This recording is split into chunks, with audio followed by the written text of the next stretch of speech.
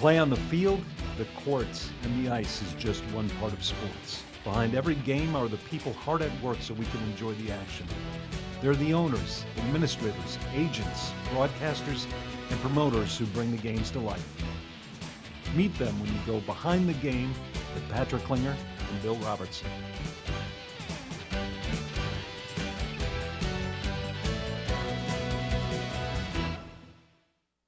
Welcome to Behind the Game. I'm Patrick Klinger, president of Agile Marketing Partners. With me, a rising star on TikTok. You really do need to see his dance videos. Bill Bust a Move Robertson. Billy, great to see you this afternoon. Well, thank you, Patrick. Quite an introduction. Better than last time. Well, everyone, we have a great show in store for you today. Exciting times in the world of sports. The two gentlemen to my left, I would consider sports entrepreneurs in so many ways. With us to my far left is Masaood Yunus. He's instrumental in the development of cricket in the state of Minnesota, including youth, adult, and recreational cricket. Sean Sittnick is the vice president of ticket sales for Minnesota United FC, the soccer team that plays in the Midway area of St. Paul. Two really good guys, and I think you're going to really enjoy the show today. So we're going to start right in with two guests. It's kind of fun, a little different setup for us, Patrick, but we're going to get right to it. And the first question's coming to you, Sean. Everybody knows that soccer is the world's game. It's played on every continent known to mankind. Despite the popularity of soccer worldwide, it hasn't really necessarily caught on as quickly in the United States than the rest of the world. So when you look at that, do you believe now that the game is finally getting the traction it deserves in the U.S.? Yeah, it's probably one of the most exciting times to be a part of a league and part of a sport that is growing at the rate we're growing. The analogy of a rocket ship comes to mind. When I first went to a live soccer match, I didn't grow up with it. I wasn't connected to it in any way, shape, or form. Actually, my brother put me on an arm bar, told me to break my arm if I didn't go. And it was just a very different experience. There was 4,000 people at a match, and it was kind of, lacking of atmosphere, lack of engagement. And that is the thing that is the difference maker for soccer.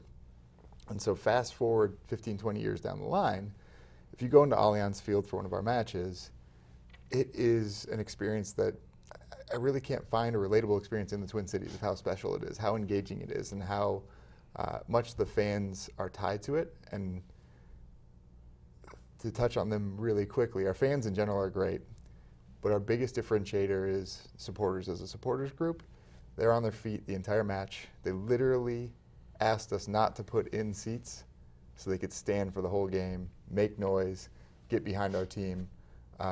And that growth is unique because it's not something you get from any other sport, and that's why we're seeing the sport really be adopted. And in the last 10 years, MLS has seen some major leaps and bounds. Locally, soccer has grown so much, and there's a great history. A lot of great things have happened over the course of years, but the last 5 years to have 20,000 people at a match, game in, game out, has been really special to see, and have a season ticket base that is one of the largest in the Twin Cities. The Vikings have us beat, obviously, with a 60,000 seat stadium, but we have 15,000 people that are season ticket members, which not every team in the marketplace can claim those type of numbers. So it's been fun to be a part of. Great. Masood, like soccer, cricket is a hugely popular sport around the globe. In fact, the Cricket World Cup had about 20 times more viewers worldwide than the Super Bowl. Yet again, so many people in America know nothing about cricket. So tell us a little bit about the game, its history, and where it stands in the United States today. So thank you, Patrick. Cricket is probably one of the first bat and ball sport of America. The history dates all the way back to 16th century when the troops used to actually play cricket while they will actually rest, while they're actually at war. There are great stories about that too, but I'll skip all the long narrative around there too. But in 17th century, cricket actually really flourished in Philadelphia. It really flourished in California. It really flourished in Chicago. In fact, in late 18th century, we actually used to have a cricket club in Minnesota called Minnesota Cricket Club. There was great rivalry between Winnipeg, Canada, Minnesota, Milwaukee, from Wisconsin, and Chicago. And they used to play like triangular series. They used to play multiple different games as well. St. Paul used to host, downtown St. Paul used to host cricket games in early 19th centuries, starting from like somewhere in late 18th century. So there's a great presence of cricket in America. And then because the cricket was primarily popularized by Englishmen and Australians, as they moved away from the scene in earlier 19th century, especially around World War I, cricket started fading away from the scene.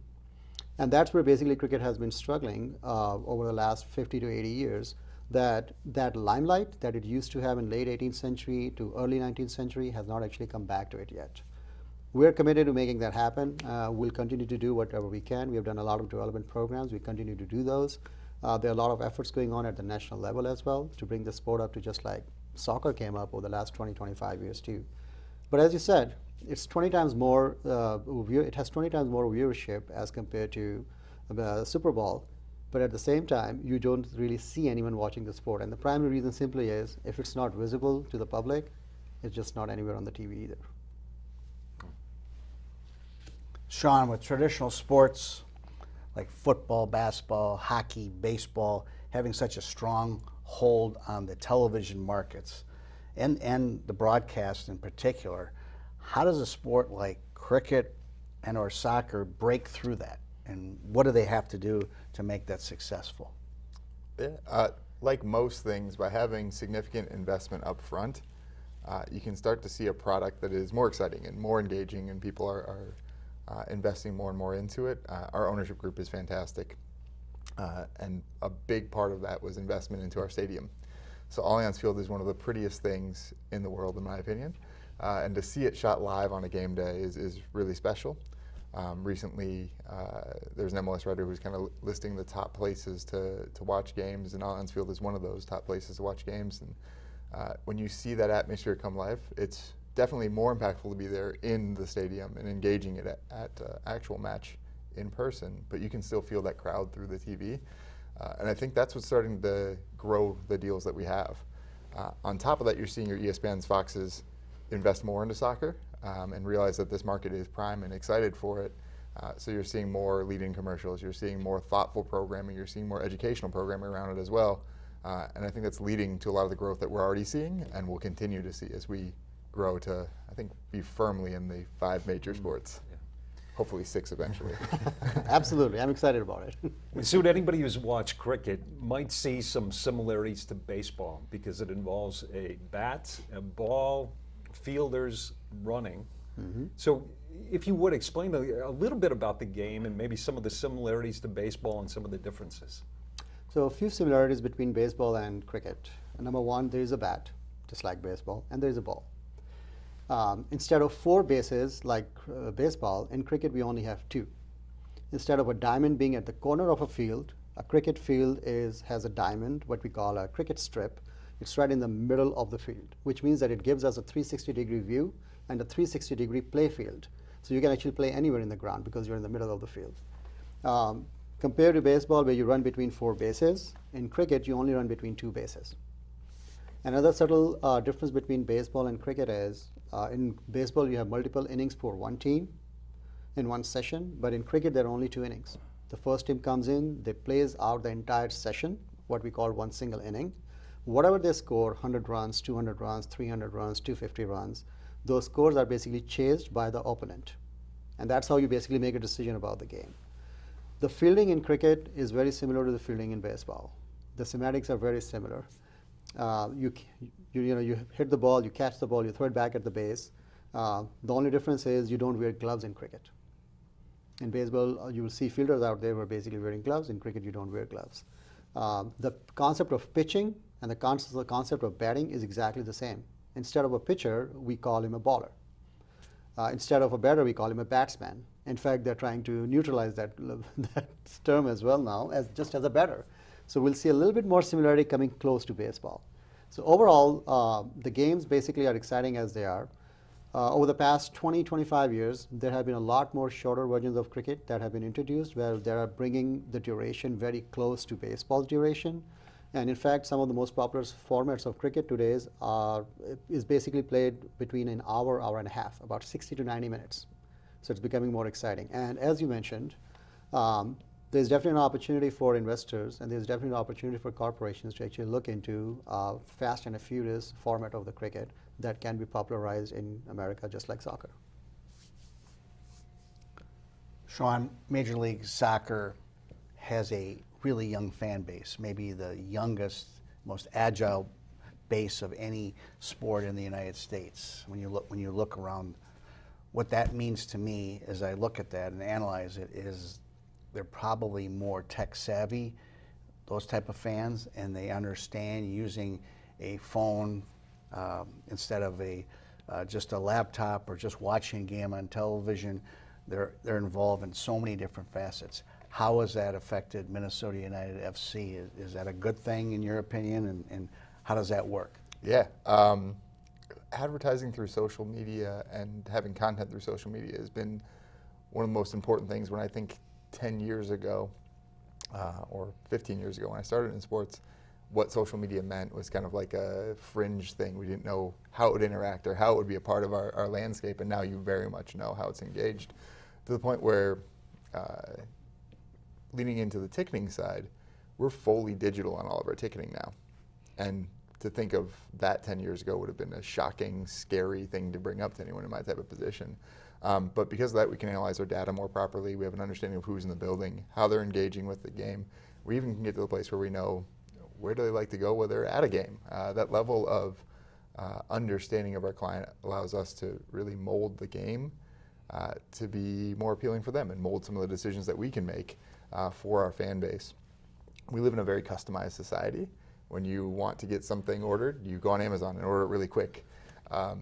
We're at the place now where you can start to get more customized in the experience that we offer because of that level of technology.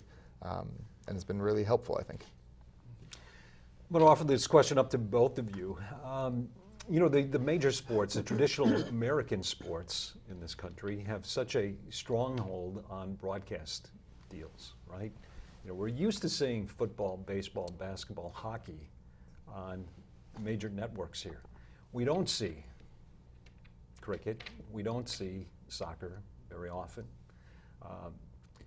So we grow up as Americans, you know, watching those major sports. We're unfamiliar with some sports like cricket and soccer. So without having those broadcast deals, how does a sport like cricket get established in this country? Great question, Patrick. Over the last 15 years, we have been struggling with exactly the same question as well. How to bring in more money into cricket, how to make game sport more visible, how basically to reach out to local channels as well as national channels and get them to broadcast the game. ESPN, for example, has at times over the past decade and two, they have actually allocated like 2,000 hours or 3,000 hours of free to air cricket games for US audience. They've done that, and most of the time they're basically broadcasted international games. But because there's not much visibility in the ground, people don't really see it. When you drive around, you don't necessarily see a lot of people playing cricket. It has not necessarily made a heck lot of a difference.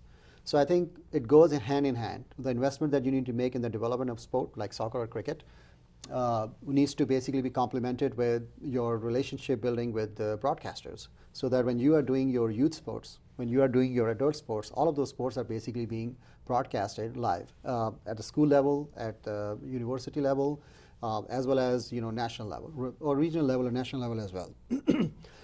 Putting them all together, bringing sports that is basically very vibrant. A soccer game is about 90 minutes to 120 minutes basically. Cricket needs to basically fit itself into the same mold. We need innovation in the game, and we need innovation in more global sports because we don't have much time to just sit in front of the TV and just watch game, for 6 hours or 5 hours or whatnot, right?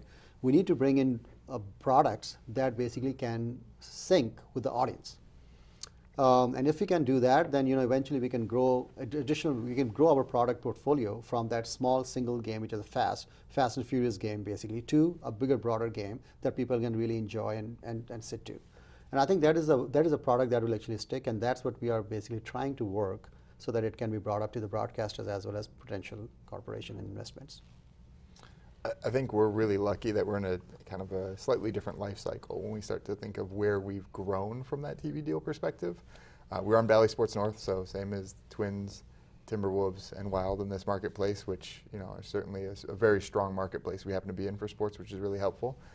We do end up on national broadcasts on ESPN and Fox, so that's been really exciting over the last few years to see that type of development. It's certainly a very big distance from where we were 20 years ago. And then 20 years from now, it's pretty fascinating to think of where we can be in that conversation, that story.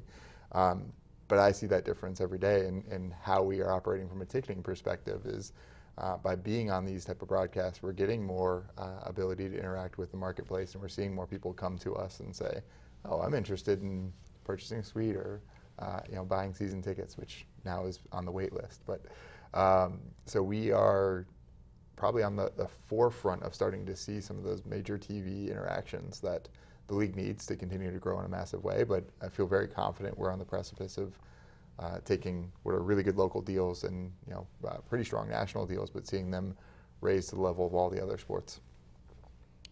Masaood, many view cricket as a sport that's played predominantly in countries like India, Pakistan, Bangladesh, Sri Lanka. How does that perception for you, and what kind of challenges does that create as you try to grow the game in the United States, and particular for a lot of our viewers in Minnesota? So so those 4 countries primarily make up about 60% of cricket viewership in the world. India alone is 1.3 billion something people, right? So there's a huge big presence out there too. I think we need to position cricket in America as a brand that resonates with the youth, that resonates with the parents, that resonates with the organizers, it resonates with the corporations too. And we need to get more and more people involved, going out to running their programs at schools, running their programs with the cities, and presenting the game as another professional sport, just like soccer or baseball and so. I agree with you, there's a perception problem with cricket. Yes, there is. And the only way we can change it is probably forging partnerships with Minnesota Twins, for example. And looking at our shared heritage, looking at our shared skills, and looking at our shared target markets, where we can basically go out together and work with our local communities to basically introduce the game. It's end of the day, it's a bat and ball sport. You can either take a baseball bat or you can take a cricket bat. End of the day, you're just going to hit the ball. And when we introduce the game to especially kids, they absolutely love it. Especially kids who play baseball, all of a sudden they have like an extra diameter on the bat, and they can actually hit the ball, really knock it out of the park. We need to capitalize on that. Sure. And once we change that perception of cricket being only played by immigrants of certain communities, I think we will definitely start seeing some penetration. Sean, the U.S. women's soccer team has had tremendous success, one of the best in the world. The men's team, not so much. In fact, they're working hard to try to qualify now for the World Cup. How important is it, do you think, for the men to be successful to help grow the game in this country? I think when we've seen peaks in the U.S. men's national team is when you start to get the interest around the entirety of the United States, and then that trickles into us. So certainly a huge positive piece there. One thing that we didn't have as much of was the level of development of really high-end players that we've had over the last few years, and that's where we're, knock on wood, well on our way to qualifying with this team. I think this team has a very, very good chance of being a major player in the World Cup. And it's on the backs of some young players that have been developed in the United States and are playing at the highest level around the world. And that is something that I think is really continuing to boost what MLS is looked at, not only in the US but also in Canada. Our development of young players has been through the roof from where it once was, where we have a guy like Alphonso Davies played in our league. He scored a couple goals against us at Minnesota United, and now is playing for Bayern Munich and is now one of the top left backs in the entire world. Wow. And that came through development in our league. So we're starting to see more and more of that, and that's been a really fun part of why we've had our success. That's great. Masaood, the rise of sports in the U.S. like lacrosse and more even recently pickleball has become huge. It started in Florida, and it's grown. Now it's in Minnesota and all over the United States. Those are just some examples of sports that have really turned up a notch. Does this give you hope for the sport of cricket here in Minnesota and across the U.S.? It's really interesting you brought that up. You brought up pickleball. A couple of days ago, I'm part of a cricket enthusiast group, and I actually posted a news that came out on New York Times just last week around, actually this week, pickleball being, penetrating the market, and corporations are actually looking at supporting the sport and all that too. I've been watching growth of pickleball for the past, I would say, 3 years. The city of Indian Prairie, where I'm really based out of, they actually dedicated spots for pickleball 3 years ago. City of Edina also have dedicated spots for pickleball. There you go. My reading is, if you make the sport really targeted, if you dedicate facilities towards it, and then you create a brand that basically brings audience in the game for a shorter period of time so they can try the game, enjoy the game, and then go out and basically talk to their friends and buddies and family and then bring them back to the sport, that's where you can really make a difference. And that's exactly what pickleball did. They need a small space to actually, a small play area basically. You can convert an existing tennis court into a pickleball court, and it becomes another game. You can convert a badminton court or a volleyball court into a pickleball court, and it becomes really easy to play. If we are able to bring products, not just cricket, there are many other sports as well that can actually follow the same path. Shorter games, targeted areas, partner with the cities, partner with the schools, partner with the community centers, and try to bring audience in and get them to experience the game. Once they experience the game, I'm fairly confident that cricket can actually make its mark.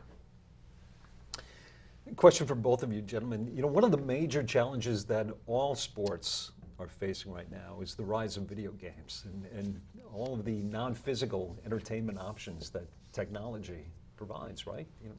Kids are oftentimes more entertained by what's on their phone than getting out in the field and playing. So how does that present challenges for your sports? Ironically, it's actually been a really big positive in soccer, which I don't think most teams can say that. Most sports can say that. I'll tell a quick story of from my time in Houston. We were opening a brand new stadium there, which paralleled opening our new stadium here. But I remember walking into an office, and I was really nervous because I was meeting with an oil and gas executive, and I was really hopeful it would work out well. And he started the meeting by saying, "I'm going to fast forward. I love FIFA. I've been crushing my son on it, and I'm ready to go ahead and get one of these suites. Let's talk about it." And to see the adoption of FIFA as an introduction to soccer for so many fans. There's so many folks who never played growing up, weren't connected to it. It actually increased the adoption rate in a really, really big way for us. And so we're seeing this FIFA generation start to make corporate decisions. Now, I won't tell the company because maybe that guy will get in trouble for the level of flippancy in which he decided to invest $250,000. But we have this exposure because of some of what you talked about, some of the video games, some of the ability to follow English Premier League or La Liga that wasn't there before, and has really fast-tracked our fan base and allowed people to really get engaged with soccer in a way that they weren't 10 years ago or 15 years ago. Now we have people who grow up and have a favorite team or have a favorite player because of what they've done on the joysticks. So for us, it's been actually a huge positive and a really exciting part. And I'd be remiss not to give a shout out to a guy who works for us named Lamps. That's right, that's what he goes by, because he lights lamps as the guy who won the most recent MLS FIFA tournament. So we actually have an e-gamer who represents our club, who's a big part of it. So it's, for us, been net positive. I'll actually just piggyback on the same comment as well. We have actually seen youth and adults pick up the sport equally because of video games. Video games are actually helping us augment that same experience in the field. And games have become so richer that they have stats in there. They basically include all the tournaments that are happening in the world. You can go in and pick up an IPL or PSL or BPL or whatnot too, and you can pick up a World Cup, and you can actually become a player in there, or you can choose your own team and play as a team. It has actually created created an environment where I play cricket with my kids on TV. We play video games together, and then after that, most of the time, my kids are like, "Dad, let's go and play." And I think that's happening. You're experiencing it too. We're experiencing it in cricket as well. I don't know if you and I experienced that. Only because I don't know if we're in that demographic anymore. Probably not. We're coming. You're definitely not. We're coming. We're coming to the final few minutes of the show. Sean, a lot of the great players as I was growing up were Pele, David Beckham, Shep Messing, Kyle Rote Jr. I remember all these names as a kid and worked the games at the old Met Stadium with the Kicks. But most of those players came to at that time it was the North American Soccer League, like later in their careers. Yep.